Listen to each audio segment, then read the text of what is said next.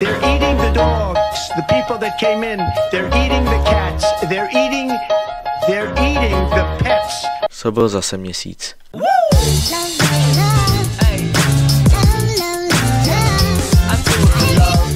Nazdar všem, vítejte u digitálního driftu. Dneska se podíváme na americké volby, divoký start Planet Coaster 2 a jo, přichází další Farming Simulator. Jdeme na to. Začneme tam, kde to v posledních týdnech vřelo. Americké volby. Ano, celý svět sledoval, jak voliči přihazují mapu z modré na červenou a zpátky jako ve hře o trůny. Demokrati dlouhou dobu tvrdili, že jejich kandidát Joe Biden je naprosto ready na ty volby. No pak se jim to celý vrátilo i s úrokem v předvolební debatě.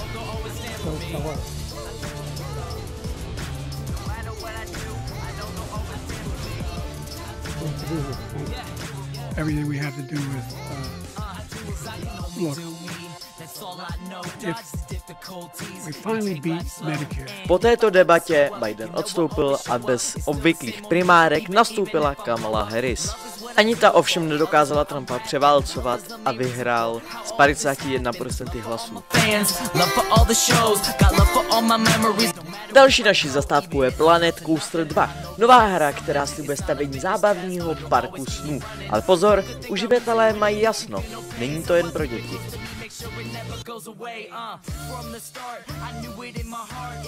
Na Steamu má oficiálně zatím hodnocení 60%, ale to je proto, že to vyšlo ani ne před týdnem, no a nějaký ty bugy tam budou.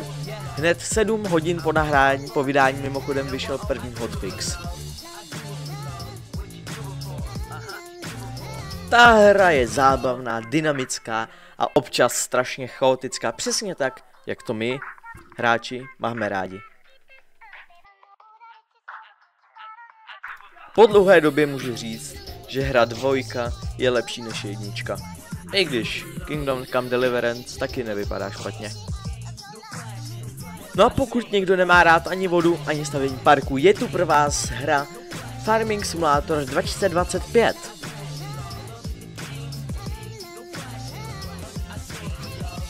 Hra vyšla včera, ale pro mě, když to natáčím, vyšla zítra.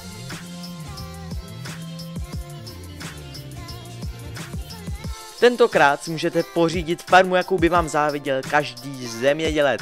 Vylepšené plodiny, realistické sezónní změny. No a pokud si myslíte, že je farmaření nuda, pak byste prostě měli zkusit novou verzi. A to je pro dnešek všechno. Máte něco, co vám v dnešní epizodě chybělo? Dejte vědět v komentářích, nezapomeňte na like a odběr. Uvidíme se příště a do té doby se držte v digitálním proudu. Čus!